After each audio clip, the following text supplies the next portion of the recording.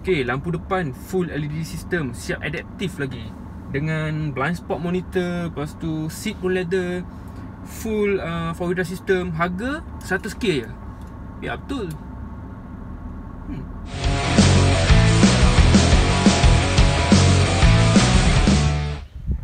Okay, Assalamualaikum, apa khabar? Okay, hari ni saya nak ceritakan kat korang sebuah truck pickup baru. Nampak? Okay. Dan ya, macam saya cakap tadi, spek tinggi, lampu pun power LED, adaptif apa semua, keselamatan pun ada, blind spot apa semua. Ya, spek cukup baik, tapi harganya cuma RM100,000 saja. 99,888. Tapi itu tak silap saya belum masuk lagi insurans dan juga pendaftaran. Tapi still sangat menarik. Full four-wheel drive system, bukannya tu drive saja, automatic, turbo diesel. Jadi kita akan tengok kan berbaloi ke tak berbaloi. Okay, kita tengok logo depan dia. Logo apa pula ni? So ini ialah Maxus. Maxus T60 T60. Ya betul. Maxus yang kita biasa dengar buat van shuttle tu, macam Starex tu. So Maxus G10. So ni dia Westar Maxus T60. Menariknya pasal Maxus T60 ni, harga dia lah, harga RM99,000 je, RM100,000 je. Satu spek je ada dekat Malaysia. 2.8 liter turbo diesel automatic 4-wheel drive. Of course boleh ubah lah, bukan 4-wheel drive full time. RM100,000. Berbaloi ke tak berbaloi?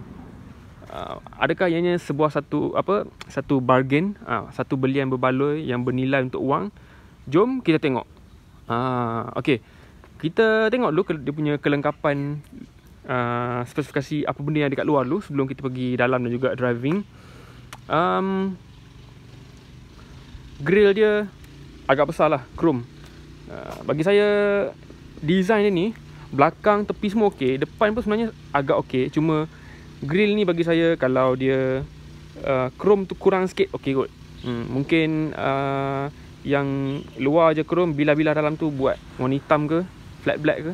Tapi tak apa, yang tu kita boleh boleh buat dekat kedai aksesori nanti.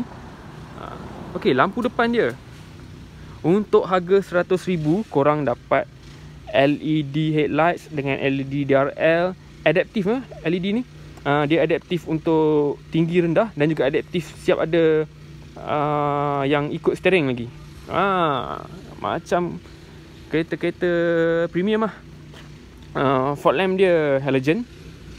Okay, tak ada apa sangat depan ni. Ada roof rail. Rim sebelum ni, kalau tak silap saya, tahun 2018 Maxus dia pernah tawarkan T60 ni. 2018 ke 2019, rim 17. Kali ni dia bagi rim 19. Tayar pun tayar sedap, Continental Sport Contact 5. Tayar 255 55 19. Rim alloy Continental. Okey, menariknya lagi pasal tayar dan juga rim ni. Okey, ada side step. Belakang dia tengok, disc brake bye. Tak banyak truck pickup ada pakai disc brake belakang. Mungkin overkill ke tak disc brake belakang. Tapi sebenarnya mungkin kalau kita bawa seorang, tak ada beban kat belakang, tak membantu sangat lah disc brake belakang. Tapi kalau ada beban berat kat belakang, so kalau kita nak brake emergency, disc brake belakang tu memang akan membantulah daya daripada brake depan tu. Tak adalah semua bagi dekat brake depan je yang power. So belakang tu bila berat memang akan membantu disc brake. So menarik. So ni macam biasalah, sports bar. Ada reverse camera. Dia punya tailgate belakang ni buka macam biasa je lah. Jenis berat dia tak ada lah. Nampak berat sikit, terhempas. Okay, dia tak ada lah macam Ranger ataupun D-Max baru tu yang ada macam strut bar yang untuk nak bagi ringan tu. Tapi okey. Mounting hook semua macam biasalah ada. Macam mana setakat ni? Okey tak okey? Kita tengok enjin pula. Okey, ni enjin dia. Biasa je lah, tak ada lah teknologi yang wow sangat, buy turbo ke apa. Macam biasa je. 2.8 liter variable gas turbine kot, VGT tak salah saya. Variable gas turbine. Tapi teknologi yang biasa-biasa saja. 2.8 liter, 150 horsepower, 360 Newton meter torque. Kalau tengok spesifikasi ya, tak adalah macam wow sangat. Sebab kalau tengok dalam segmen dia pun, macam contoh Ranger, Navara, semua pun dah 400-500 Newton meter torque. Ini 360. Tapi bila dia punya output tu, dia tak push sangat. Dia bagi output yang play safe je, macam Isuzu D-Max tu. Sebenarnya 1.9 liter tu boleh pergi lebih lagi, tapi dia bagi output biasa-biasa je. Kelebihan dia, engine tu akan lebih reliable dan paling penting jimat minyak. Dan menarik juga pasal Maxus T60 ni. Engine dia, servis interval dia, kalau kereta-kereta lain 10,000 km, yang ni 15,000 km. So sangat sesuai lah untuk yang nak selalu travel jauh ke, nak buat kereta company ke, fleet car ke.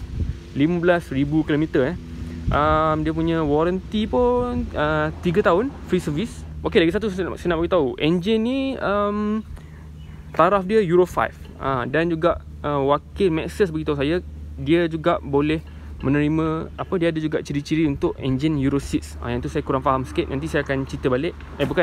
Nanti saya akan tanya dia balik. Tapi secara umum lah, engine ni sebenarnya engine yang sangat baru, sangat moden, sangat canggih dan sangat efisien. Boleh pakai dekat negara-negara maju. Jadi untuk Malaysia, boleh isi diesel biasa ke ataupun patut isi Euro 5? Okey, wakil Maxus beritahu diesel biasa, no hal, no problem.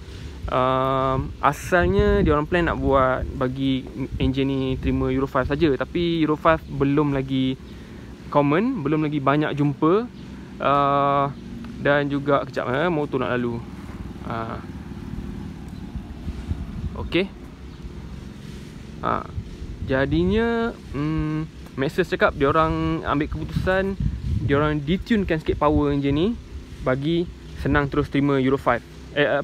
Senang terima diesel biasa terus. Sebab kalau dia buat engine ni tune untuk Euro 5, kalau pakai diesel biasa nanti kena isi additif lah, benda lah kan. So tak payah pening-pening kepala, isi diesel biasa saja, no hal, no problem. Seat belakang dia biasa-biasa saja. Saya duduk pun memang semua selesa. Seat leather leather, nampak. Okey, ada center armrest, cup holder. Aircon belakang ada, jangan risau. Cuma belakang tak ada USB socket, cuma yang adanya cuma 12 volt socket. Okey, ada pocket kiri kanan, no hal. Sini agak banyak penggunaan bahan premium dia. Sama macam depan, dia tak adalah depan je yang bahan premium, belakang bahan keras, tak ada. Sini pun lembut-lembut lagi. Ni je keras dan ni keras, tapi sini masih lagi lembut. Ada electric power. Maxus cakap pertama dalam kelas dia yang ada electric power adjustment depan, kiri, kanan untuk pemandu 6 direction, 6 arah. Yang belah penumpang depan tu 4 arah. Okey, tengok. Push start button, lampu semua automatik.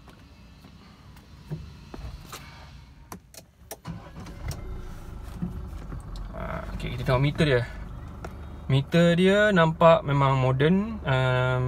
Tak ada pelik-pelik, biasa saja. Tapi dia punya tulisan semua moden. Dia punya pencahayaan dia pun cantik. Okey, nampak premium, nampak baru. Steering multifunction. Okey, sini logo dia.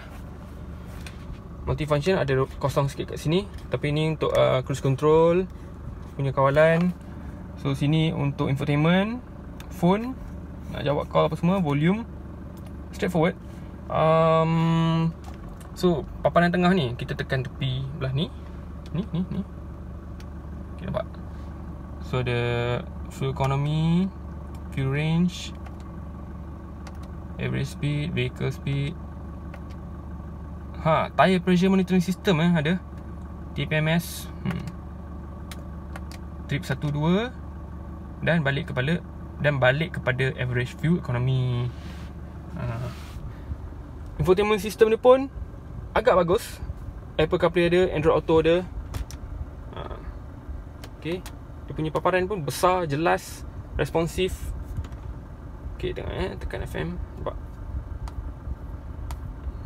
Dia punya sistem ni pun integrated dengan kereta punya maklumat. So kita boleh tengok dia punya untuk servis, setting lampu, So ni bukanlah nak jenis macam aftermarket Benda ni memang dia integrated dengan sistem dalam kereta. Tengok, setting untuk lampu, setting untuk horn. Sini nampak current mileage, vehicle condition, engine oil punya ni, service interval, maklumat-maklumat ni. Nampak? Nampak ni, oil filter punya semua dah maintain. Okay dah, check. Tapi kereta ni pun mileage baru 2000 lebih so memang baru lagi lah. Okay, kat sini traction control off. Ada hill descent control. Ni EFS off ni maksudnya kalau kita nak padamkan dia punya lampu adaptif. Kalau kita tak nak lampu tu ikut-ikut steering masa jalan, so kita tekan ni, dia akan lampu tu jadi macam biasa lah. Dan ni driving mode, eco, power. So kalau kita tak tekan mana ni, automatic dia dalam normal lah. Dia akan display kat sini. So kalau saya tekan eco, dia nyala, okay, nampak tu. Ataupun tekan power, nyala. Kalau kita padamkan, so dalam normal mode. Ada USB untuk charging dan juga phone connectivity. Gearbox dia 6 speed. Okay, ada manual mode. Tempat simpan kad kot, tak salah saya. So ni nak pilih 2-wheel drive ataupun 4-wheel drive, high dan juga low. Boleh tukar tanpa kereta berhenti, sebab dia pakai elektronik So ada ruang simpanan sikit kat sini dan kat sini. Nampak? Dan ni boleh slide. Okay, handbrake manual, mechanical. Okay, sebelum cerita driving, satu lagi benda saya nak beritahu. Untuk bahagian safety kereta ni, dia ada roll movement intervention. Yang ni pun tak silap saya tak banyak pickup truck yang ada. So kalau kereta ni pickup truck kan, tinggi kan, dia detect kereta ni macam nak terbalik, so dia akan buat kawalan macam ESC jugalah. Dia akan brake individual tire supaya kereta tu terkawal balik lah, tak terbalik. Okay, so tu bagus. Baik, okey ke tak okey kereta ni? Okey, saya cakap terus 150 horsepower, 360 Nm torque, lebih daripada mencukupi. Tekan kereta ni memang pergi. Dia punya gearbox tu pun 6 speed, responsif. Kalau kita bawa constant speed, lepas tu kalau kita lepas sikit minyak ataupun kita tekan lebih sikit, dia akan upshift ataupun downshift ikut keperluan lah. Jadinya cukup responsif. Bagi saya hampir tak perlu pun nak guna manual mode. Guna manual mode pun mungkin kalau kita bawa barang berat, ada bawa member sama company kan. So full load, kalau kita nak naik bukit ataupun nak turun bukit, nak maintain gear, baru pakai manual. Kalau driving mode, guna power ataupun eco, ada beza juga dia punya response throttle tu. Beza kalau kita bawa laju rendah lah. Tapi bila dah bawa laju sikit, lebih 120 km sejam tu dah tak apa rasa beza sangat. Tapi benda tu bukan isu besar lah. Okay, kereta ni memang senyap. Senyap gila. Saya rasa salah satu faktor yang senyap tu disumbang oleh tayar lah, Continental tu. Continental Sport Contact ke Comfort Contact. Jadi tayar tu bagi kereta ni memang senyap. Bawa laju pun lebih 140-150 pun masih lagi senyap. Bunyi angin pun tak ada. So drive dia memang solid. Cuma bunyi enjin je lah. Bunyi enjin dia laju ke slow ke, bunyi enjin diesel tu masih lagi dengar. Handling dia biasa-biasa je lah. Dia punya brake, steering semua ok. Handling pun biasa-biasa, typical sebuah pickup truck. Dan ambil corner agak laju pun sebenarnya dia agak stable Cuma seat dia ni bagi saya kurang support sikit. Dia punya bahagian penyandar ni dan juga bahagian tempat duduk bawah ni terlalu flat bagi saya. So macam kadang kita ambil corner sikit pun, tapi kita rasa macam badan tu nak tertolak ke tepi sangat lah. Tu je lah. Cuma masalah pada kereta ni bagi saya ada 3 je isu yang nak kata kecil tak kecil mana jugalah. Okay, yang pertama, kalau kita masuk dalam kereta ni, dalam Maxus T60 ni, kat sini tak ada grab handle, cuma ada dekat belah penumpang saja. So kalau driver nak masuk, selalu kalau pickup truck lain kan ada benda ni, kita nak panjat tu macam senang sikit nak pegang kan, selain kita pijak pada side seal. Nombor 1. Yang kedua saya rasa tak ada footrest, tak ada proper footrest dekat kaki kiri ni. Bagi saya penting juga untuk kita, kalau kita nak buat laju sikit, kita nak ambil corner benda, kita nak letak kaki dengan selesa. Ruang kaki kat bawah tu sebenarnya agak luas, tapi itulah, footrest tak ada. Apa salahnya dia buat je footrest kan. Yang ketiga, bagi saya kereta ni ya, spek dia semua memang ok, harga pun memang cantik. Tapi kalau bawa, mungkin ni masalah saya seorang lah, tapi saya rasa macam susah sikit nak agak lah kereta ni. Dia punya position dia. Kalau macam kita nak parking kat tepi curb ke, kita nak masuk parking biasa ke kan, kita macam rasa macam dah rapat, tapi bila tengok-tengok depan tu banyak ruang lagi. Dia macam susah nak agak. Saya tak tahu sebab apa. Sebab dia punya bentuk depan ni ke, ataupun ketinggian dia ni ke, rasa macam pelik. Sebab saya bawa sebelum ni macam Hilux yang baru tu kan, Hilux Rogue, lepas tu Isuzu D-Max. Saya rasa pickup truck lain taklah terasa macam besar sangat. Yang ni rasa macam dia lagi besar daripada saiz benar dia. Padahal dia saiz lebih kurang sama dengan kita lain. Jadi kalau korang nak test drive kereta ni, cuba rasa, especially dua benda ni lah, yang rasa dia punya saiz nak agak tu, kedudukan tayar tu, dengan rasa dia punya footrest tu, rasa selesa ke tak. Okay. Tapi overall bagi saya, ni memang satu package yang menarik lah daripada Westar dan juga Westar Maxus. Memang sangat menarik. 100,000 high spec ini dengan ada lampu adaptif lah, dengan ada blind spot monitor lagi, TPMS lagi, apa nama ni, Android Auto, Apple CarPlay, semua memang spec memang tinggi. Memang agak bagus lah spec dia. Untuk harga 100,000 dikira sangat bernilai lah. Very good value for money.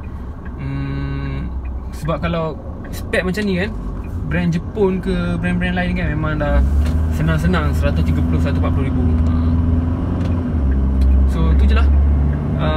Oh ya, kereta ni juga Maxus T60 ni, saya rasa nanti dalam masa setahun dua lagi, dia akan lebih memberi peluang ataupun akses kepada orang yang selama ni tak mampu pakai pickup truck, boleh memiliki pickup truck yang sangat selesa. Itulah, cuma saya rasa walaupun kereta ni leather seat, high spec, tinggi, selesa untuk kegunaan keluarga, saya rasa dia sedikit lebih sesuai sikit lah kalau pakai untuk company, buat fleet car ke kan, kereta company nak lenjan hari-hari. Jadi itu saja Maxus T60, sebuah pickup truck yang kalau korang rasa tak kisah sangat brand, nak value for money, memang berbaloi sangat-sangat untuk tengok dulu Maxus T60 ni.